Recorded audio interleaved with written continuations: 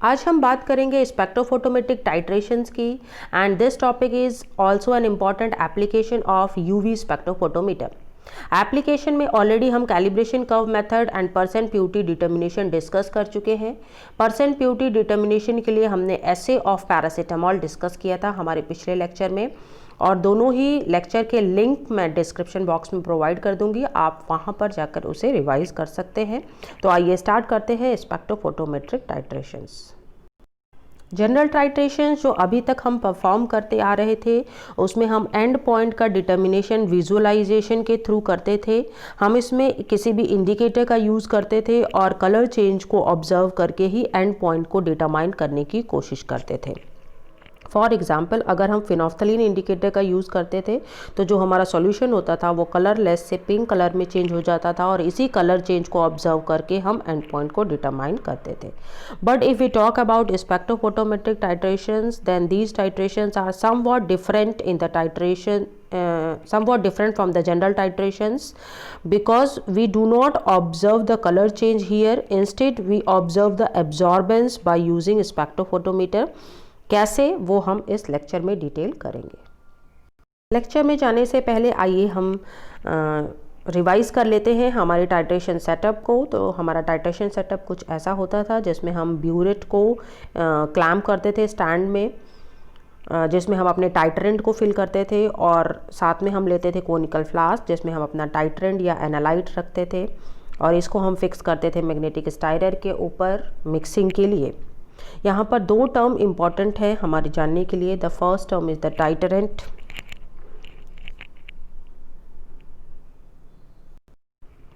और टाइटरेंट जिनकी कंसंट्रेशन हमें नोन होती है और इसे हम ब्यूरेट में फिल करते हैं।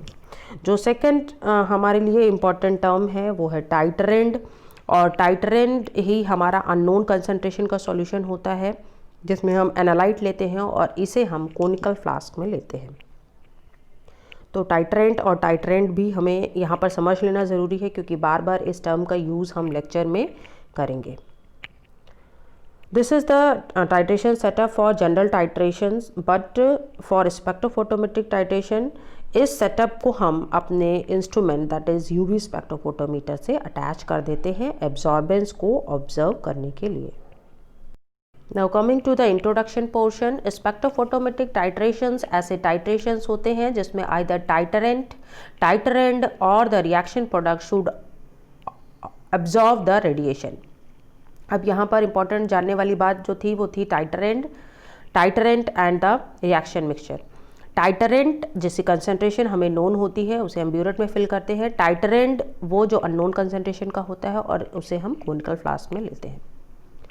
नाउ इन स्पेक्ट्रोफोटोमेट्रिक टाइट्रेशन में इम्पॉर्टेंट बात यह है कि जो एंड पॉइंट का डिटर्मिनेशन होगा वो सॉल्यूशन के एब्जॉर्बेंस को मेज़र करके होता है। ये बेस करते हैं बियर्स लॉ पर, और हमें मालूम है कि according to Beer's law absorbance is directly proportional to the concentration of the medium. If the concentration increases then the absorbance is also increases. In titration में जो कर्व बनता है वो एब्जॉर्बेंस और वॉल्यूम ऑफ टाइट्रेंट एडेड के बीच में बनता है, और जो एंड पॉइंट का डिटर्मिनेशन होता है वो बाय एक्स्ट्रापोलेटिंग द ग्राफ होता है।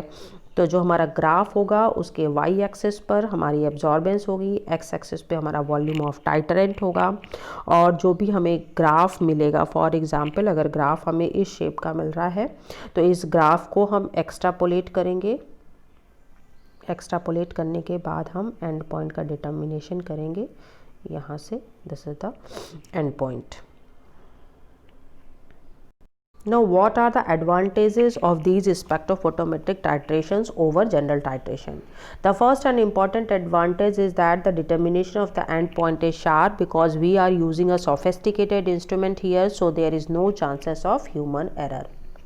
The second and important advantage is that other absorbing species do not interfere with the actual titrations because we should fix the wavelength value so that absorbance can be given only by the titrant or the product. The third जो important advantage है कि अगर हमारी reaction titration के duration में incomplete भी रह जाती है तो इससे एंड पॉइंट पर कोई भी इफेक्ट नहीं पड़ता, क्योंकि जनरल टाइट्रेशन से जिससे इफेक्ट होती हैं, बट यहाँ पर कोई इफेक्ट नहीं पड़ता क्योंकि जो भी हमारा एंड पॉइंट डिटर्मिनेशन होता है वो कलर चेंज से नहीं होता बल्कि एक्स्ट्रापोलेशन ऑफ ग्राफ से होता है। The next important advantage is that analysis is carried out at ppm level, that is mg per liter level, and this amount is 1000 times less than the sample analyzed in the general titrations. So these are the four important advantages of spectrophotometric titrations. Now what is the procedure? In the first step of the procedure, first we have to adjust the wavelength at which experiment is to be carried out. The spectrophotometer is adjusted to the wavelength at which experiment is to be carried out. Then in the second step, the tip of the burette is adjusted into the solution to be titrated, and the titration is started by adding an increment from the burette. तो general titrations में भी हम burette से ही increments add करके titration को start करते हैं। यहाँ पर भी सेम प्रोसीजर है। The next is the solution is constantly stirred slowly by mechanical stirrer. तो जनरल टाइट्रेशंस में भी हम मैकेनिकल स्टायरर से मिक्सिंग करते हैं, यहाँ पर भी मैकेनिकल स्टायरर का ही यूज़ करेंगे। The next step, when the absorbance reading is constant, more increment are added from the burette and subsequent absorbances are noted. This is the difference। यहाँ पर जनरल जो हमारी टाइट्रेशंस होती है उसमें जैसे ही हमें कलर चेंज ऑब्जर्व हो जाता है, एंड पॉइंट आ जाता है, तो हम उसके बाद टाइट्रेशन को स्टॉप कर देते हैं। बट यहाँ पर हम मोर इंक्रीमेंट्स, एक्स्ट्रा इंक्रीमेंट्स ऐड करते हैं ब्यूरेट से और एब्जॉर्बेंस को नोट करते हैं। The next step is, once the shape of the titration curve become known, 3 or 4 points on each side of the end point are sufficient to determine the exact end point. For example, जो अभी हमने graph देखा था, अभी यहाँ पर अगर हमारा एब्जॉर्बेंस है, ये वॉल्यूम है, और अगर हमें ये शेप मिल जा रहा है ग्राफ का, तो हमारे लिए अगर 3 पॉइंट हमें यहाँ मिल रहे हैं और 3 पॉइंट अगर हमें यहाँ मिल रहे हैं, तो दोनों साइड अगर 3 पॉइंट हमें मिल जा रहे हैं तो this is sufficient for determination of and point, क्योंकि डिटर्मिनेशन हमें एक्स्ट्रापोलेटिंग बाय ग्राफ करना है। यहाँ से हम एक्स्ट्रापोलेशन करेंगे और एंड पॉइंट का डिटर्मिनेशन कर लेंगे। सो this is the procedure for spectrophotometric titration, जिसमें हम पहले वेवलेंथ को फिक्स करेंगे, टाइट्रेशन को स्टार्ट करेंगे। टाइट्रेशन में हम ब्यूरेट से एक्स्ट्रा अमाउंट के इंक्रीमेंट को ऐड करेंगे, और जैसे ही हमें टाइट्रेशन कर्व कंप्लीट मिल जाएगा तो हम टाइट्रेशन को बंद करेंगे और ग्राफ को एक्सट्रापोलेट करके एंड पॉइंट को डिटरमाइन करेंगे। Coming to the types of spectrophotometric titration, the first and important type, if the titrant absorb radiation but the titrant and the reaction product do not absorb. For example, is the ferric ions against EDTA. In this titration, ferric ion is first reacted with salicylic acid, which results in the formation of a highly colored complex of ferric salicylate.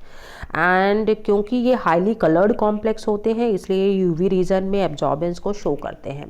But when we start the titration against EDTA, then another complex is form, that is ferric EDTA, but this ferric EDTA do not have any colour, this complex is colourless, और इसलिए पहले absorbance decrease होगी जैसा कि आप graph में देख पा रहे हैं, और फिर एक कांस्टेंट वैल्यू आ जाएगी। तो आपको ग्राफ का शेप यहाँ पर दिखाई पड़ रहा है, क्योंकि जो हमारा कॉम्प्लेक्स बन रहा है वो कलरलेस है, इसलिए एब्जॉर्बेंस डिक्रीज होती जा रही है। बट जब पूरा का पूरा प्रोडक्ट बन जाएगा तो उसके बाद हमें एक कांस्टेंट वैल्यू मिल जाएगी, इसलिए हमें ये शेप मिला हुआ है ग्राफ का, और इसको ही एक्स्ट्रापोलेट करके हम एंड पॉइंट को डिटरमाइन करेंगे। This is the first type of the spectrophotometric titration, in which titrant absorb radiation but the titrant and the reaction product do not absorb. The next type of spectrophotometric titration is that if the titrant absorb radiation but the titrant and the reaction product do not absorb. For example, titration of brominating mixture against arsenic chloride. Here arsenic chloride do not absorb radiation but the brominating mixture absorb radiation, और जो product बनता है उसका भी कोई भी absorbance नहीं होता।